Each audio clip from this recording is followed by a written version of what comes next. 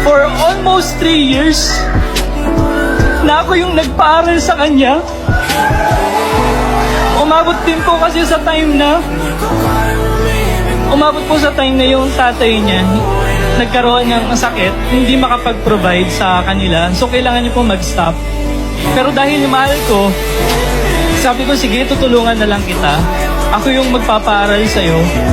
Though wala pa naman pong tuition that time doon sa school nila. Pero syempre yung pambaon niya po, mga financial needs sa school, ako po yung nagpo-provide. Hanggang sa nung nag-college na po siya, first year, first sem, yun po yung time na hindi na ako ganong nakakapunta sa kanila. Gawa nga rin po na ako pa rin po yung nagpo-provide sa kanya. May tuition na po nun.